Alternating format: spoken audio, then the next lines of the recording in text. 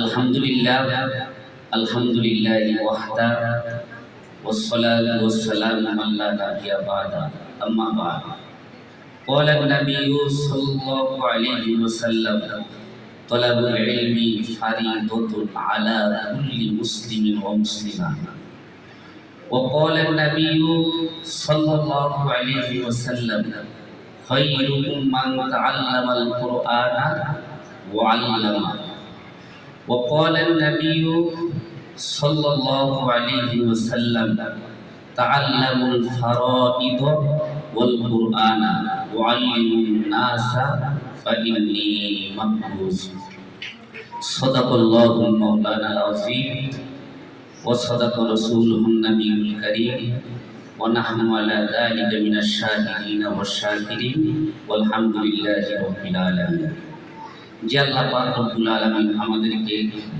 আজকের এই প্রথম সাময়িক অনুষ্ঠানে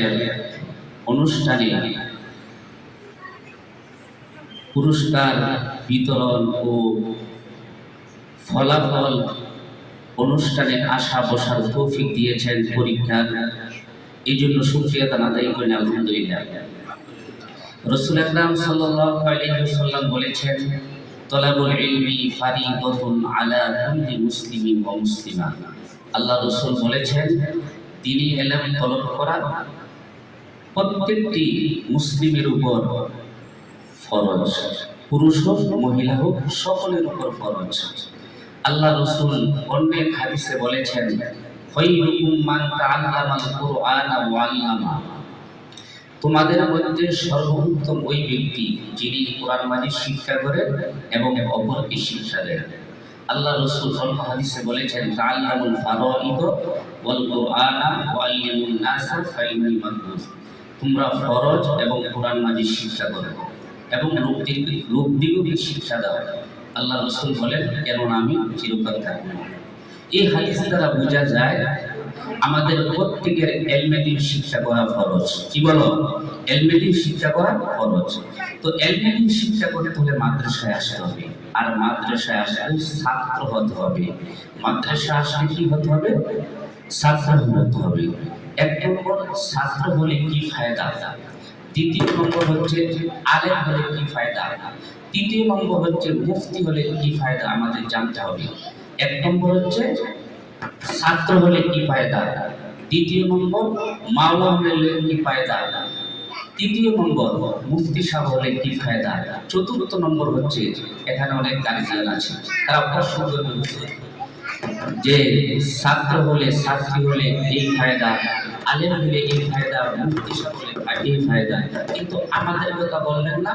এই জন্য চতুর্থ নম্বর বলেছি যদি অভিভাবক হয় কি ফায়দা। দেখেন ছাত্র হলে কি ফায়দা, আল্লাহ রাসূল সাল্লাল্লাহু আলাইহি সাল্লামের তিরমিজি শরীফের একটা হাদিস স্মরণ করেছেন। আল্লাহ রাসূল বলেছেন মান সালাকা তরিকান ইয়াতলুবু ফীহি ইলমান সালাকাল্লাহু বিহি তরিকাম মিন তুরুকিল জান্নাহ। আল্লাহ রাসূল সাল্লাল্লাহু আলাইহি সাল্লাম বলেন যে ব্যক্তি ইলম শিক্ষার জন্য যে কোনো পথে চলে আল্লাহ পাক যেন তাকে বেহেশতের কোনো এক রাস্তায় চালিত করেন। তারপরে আল্লাহ রাসূল বলেন ওয়া ইন্নাল মালাইকাতা লা তাদউ আজনিহাতিহা রিদাল লিতালিব ইলম। এবং আল্লাহ রাসূল বলেন নিশ্চয়ই ফেরেশতারা এই ছাত্র ছাত্রীদের সম্মানার্থে ফেরেশতারা তাদের পক্ষগুলি বিছিয়ে দেয়, তাদের পাখাগুলি বিছিয়ে দেয়। আল্লাহ রাসূল আরো বলেছেন ওয়া ইন্নাল আলিমা ইস্তাগফিরু লাহু মান ফিস সামাওয়াতি ওয়া মান ফিল আরদ।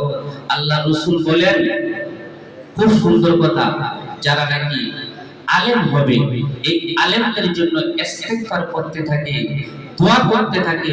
আসমানের মধ্যে যা কিছু আছে, জমিনের মধ্যে যা কিছু আছে, ওয়াল ফিতুনা ফি জাওফিল মা, এবং সমুদ্রের ভূখণ্ডে যা কিছু আছে আলেমের জন্য দোয়া করতে থাকে। যেরকম সুবহানাল্লাহ। শুধু তাই না, আল্লাহ রাসূল বলেছেন ওয়াইবনা ফাজলাল আলিমি আলাল আবিদি কা ফাজলিল কমারি লাইলাতাল বাদরি আলা সাইরিল কাওয়াকিব। আল্লাহ রাসূল বলেছেন নিশ্চয় আলেমের সম্মান, আলেমের মর্যাদা বেলেম আবেদের উপরে যেমন নাকি চন্দ্রের সম্মান পূর্ণিমার রাত্রে সমস্ত তারকার উপরে। আল্লাহ রাসূল অন্য হাদিসে বলছে ওয়া ইন্নাল উলামা ওয়ারাসাতুল আমবিয়া, নিশ্চয় উলামারা হচ্ছে কি নবীর ওয়ারিস। ওয়া ইন্নাল আমবিয়া লাম ওয়ারিসু দিনার ওয়ালা দিরহামা, নিশ্চয় নবীরা রাসূলরা কোনো টাকা পয়সার ওয়ারিস বানান নাই, তারা ওয়ারিস বানিয়েছেন, ইলমের ওয়ারিস বানিয়ে দিয়েছেন। তো আল্লাহ রাসূল বলছে ওয়া ইন্নামা ওয়ারাসাতুল ইলমা, নিশ্চয় যারা নাকি ইলমের ওয়ারিস হবে ফামান আখযা বিহাজ্জি ওয়াফির, রাসূল সাল্লাল্লাহু আলাইহি ওয়াসাল্লাম বলেন তারাই একটি বছরপূর্ণ অংশ লাভ করিয়াছে। আল্লাহ রাসূল সাল্লাল্লাহু আলাইহি ওয়াসাল্লাম অন্য হাদিসে বলেছেন ফকিহুল ওয়াহিদুন আশাদু আলা শাইতানি মিন আলফি আবেদ, আল্লাহ রাসূল বলছেন একজন মুফতি সাহেব শয়তানের নিকট শক্তিশালী 100 আবেদের চেয়ে। এই কথা বলার পরে আমার একটা ঘটনা স্মরণ করেছে। হাটাজারির যিনি প্রধান মুহতামিম ছিলেন, উনি একদিন বলেছিলেন, আমি নিজ চোখে শুনেছি, উনি বলেছেন যে উপমহাদেশের 3 জন মুফতি ছিল। কয়জন মুফতি ছিল? 3 জন। বাংলাদেশের মধ্যে মুফতি ফয়জুল্লাহ সাহেব, ভারতের মধ্যে মুফতি কাফায়েতুল্লাহ সাহেব, পাকিস্তানের মধ্যে মুফতি আহমদ শফি সাহেব, এখন ঘরে ঘরে মুফতি। জোরে বল ঠিক না? এই জন্য উনি বলছে মুফতি না, এর হচ্ছে মুফতি, অর্থাৎ গুণকারী। এরা কি গুণকারী? এই কথাটা বলার এই জন্য মাকসাদ, এই মাদ্রাসার শিক্ষকেরা প্রত্যেক দিক দিয়া পরিপূর্ণ, স্বয়ংসম্পূর্ণ। এই জন্য আমি অভিভাবকদেরকে বলবো, যদি ভালো আলেম বানাইতে হয়, ভালো হাফেজ বানাইতে হয়, তাহলে ছাত্রদের দিকে লক্ষ্য করতে হবে। জোরে বল ঠিক না?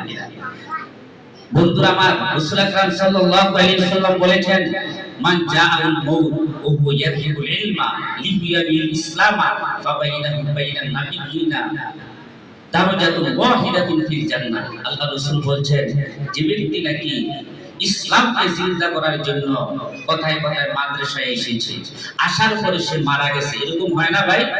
লেখাপড়া করতে এসেছে, আসার পরে কি করছে? মারা গেছে। আল্লাহ রাসূল বলেন ফাবাইনাহু বাইনান নাবিয়িনা দারাজাতুন ওয়াহিদাতুন ফিল জান্নাহ। আল্লাহ রাসূল বলেন ওই ছাত্র আর আমি নবীর মধ্যে একটা দরজার তারতম্য থাকবে জান্নাতের মধ্যে।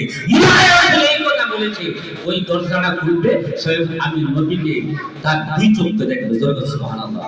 আল্লাহ রাসূল আরেকটা হাদিস বলেছেন দাদা রাসূল ইলমি সাআতুন মিনাল লাইলি ইহইয়া, আল্লাহ রাসূল বলছে যে রাতের বেলায় 1 ঘন্টা মাসালা নিয়ে আলোচনা করা সারা রাত নফল নামাজের চেয়ে উত্তম। এই জন্য সবকিছু বললাম, শেষ কথা বলেছি, অভিভাবক হলে কিরা আল্লাহ রাসূল বলছে মান করল কোরআন, যে ব্যক্তি নাকি ছেলে সন্তানদেরকে কোরআন শিখাবে, হাফেজ বানাবে, আলেম বানাবে, ওয়া আমিলা বিমা ফিহি, ওই ছেলে সন্তান যদি কোরআন হাদিস অনুযায়ী সে আমল করে, আল্লাহ রাসূল বলছে উল বিসা ওয়ালিদাহু তাজা ইয়াউমাল কিয়ামা, ওই সন্তানের পিতামাতাকে হাসরের মাঠে নূরের টুপি পরানো হবে। যুবহু আহসানু মিন যুই শামস, আল্লাহ রাসূল বলছে যার আলো হবে সূর্যের আলোর চেয়ে বেশি। আল্লাহ রাসূল এই সাহাবায়ে কেরাম জিজ্ঞাসা করলেন ইয়া রাসূলুল্লাহ, সূর্যের আলোর চেয়ে বেশি হবে তার অর্থ কি?